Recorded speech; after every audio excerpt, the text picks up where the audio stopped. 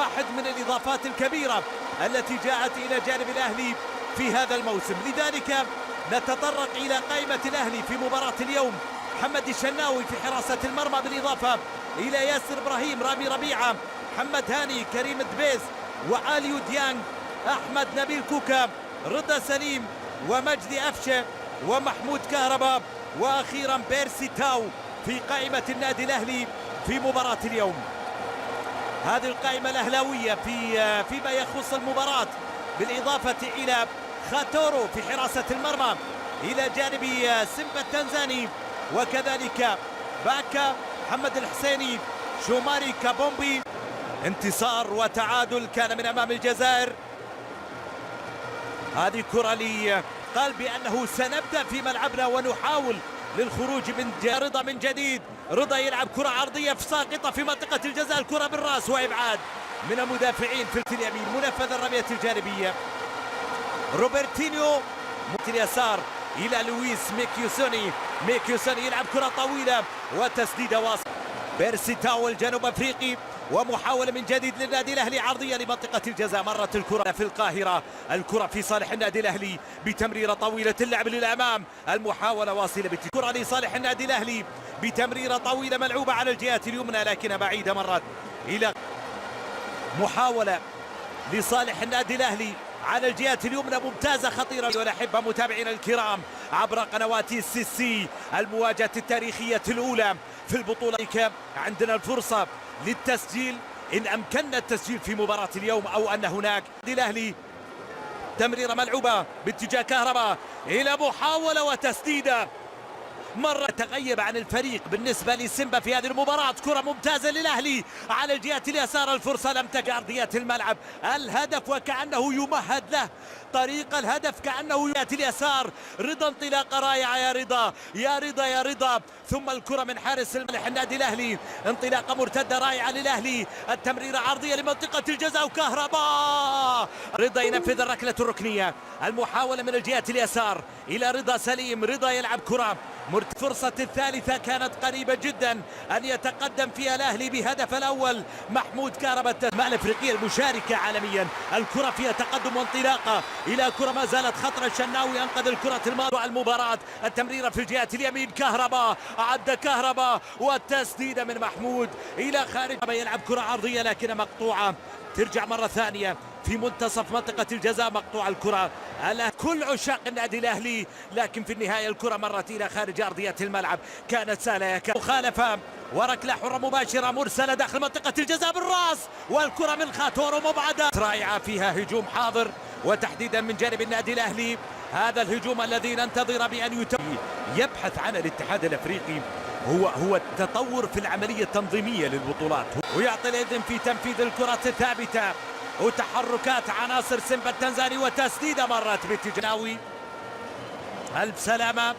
هذه الراسية الماضية، المحاولة في الجهة اليسار، الأهلي مع كرة، الانطلاقة والاندفاع، الوصول إلى منطقة الجزاء، طويلة في الأمام إلى راسية، ثم محاولة نشهد مع كرة لكنها إلى خارج أرضية. عناصر النادي الأهلي تجد سرعة في الارتداد وانتشار هجومي فعال. الكرة لصالح سيمبا، تسديدة من بعيد. قائمة في الدقائق القليلة المتبقية، الكرة ملعوبة على الجهة اليسار باتجاه بيرسي تاو، والتغطية من نزلت الكرة في الجهة اليمين، انطلاقة رائعة جدا على الجهة اليمنى.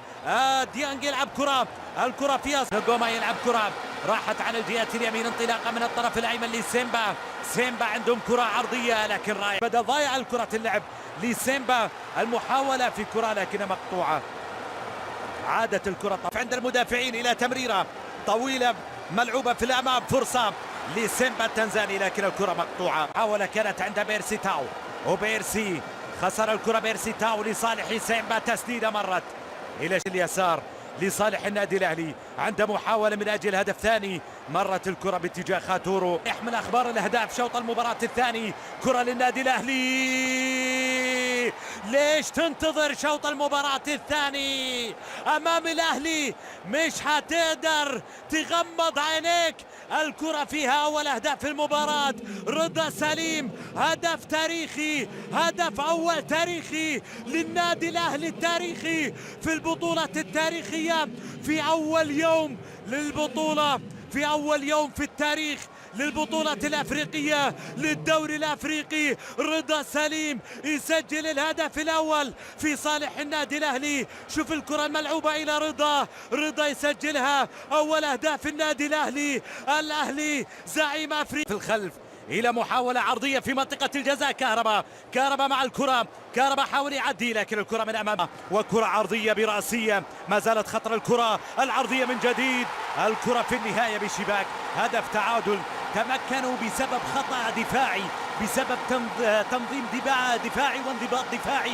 كان في مشاكل كبيرة هذه الكرة، يعني بهذه السهولة الكرة تم تناقلها بين عناصر سيمبا إلى أن تمكنوا من تسجيل هدف التعديل. 1-1 أصبحت النتيجة في المباراة. دينيس كيبو إذا يسجل الهدف.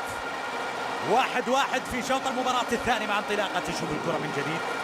شوف الكرة اللي لعبت أحدث خلل في دفاعات النادي الأهلي، لذلك يطالبون بعضهم في التفاهم. الجول جاء نعم شوط المباراة الثاني كل شيء اختلف معه تماما. تمكنوا من قلب الطاولة الآن الهدف الثاني في المباراة. سامبا يتقدم بثاني أهدافه في المباراة وبراسية من جديد. يعني الكرات العرضية من الواضح أنها تسبب حرج كبير جدا على النادي الأهلي. سامبا تمكن من تسجيل الهدف الثاني. شوف الكرة، شوف التحرك، بعد ذلك استفادوا من هذا التحرك من ركلة حرة مباشرة. الكرة اللعب إلى منطقة الجزاء، إلى محاولة وراسية لكنها غير. لا، كرة ملعوبة للنادي الأهلي داخل منطقة الجزاء. الكرة يلا يا شباب، هو الأهلي ده ما تستفزش النادي الأهلي يعود سريعا. كهربا يفصل الكهرباء في الملعب ويسكت الجماهير، و2-2 ومنصورين بإذن الله. النادي الأهلي يعود عن طريق كهربا.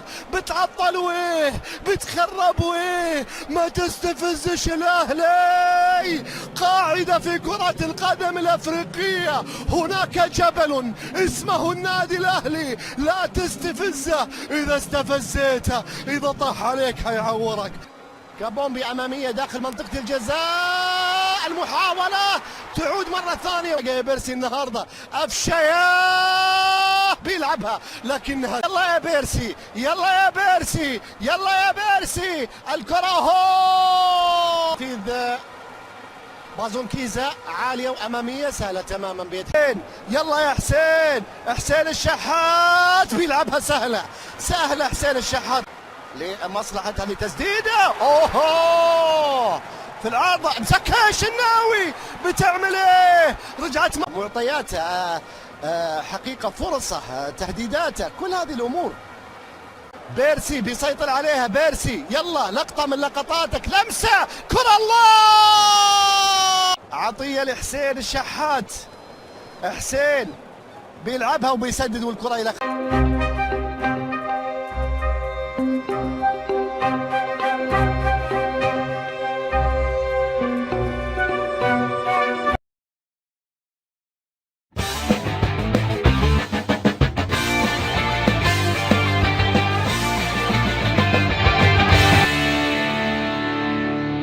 لم يشارك النجم المغربي نصير مزراوي في تدريبات بايرن ميونخ الجماعية صباح اليوم الخميس، وأشارت صحيفة بيلد إلى عدم مشاركة مزراوي في التدريبات الجماعية للفريق البافاري، ونوهت مزراوي اكتفى بأداء تدريبات فردية قبل الركض رفقة المدرب ستيفن كيرث.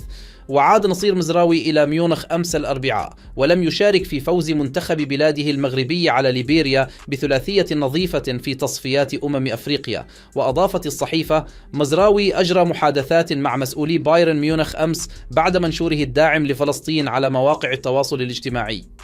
يذكر أن بايرن ميونخ يحتل المركز الثالث في جدول ترتيب الدوري الألماني بفارق نقطتين عن باير ليفركوزن المتصدر، ويستعد بايرن ميونخ لمواجهة ماينز بعد غد السبت في الدوري الألماني قبل مواجهة جالطة ساراي التركي في دوري أبطال أوروبا الثلاثاء المقبل.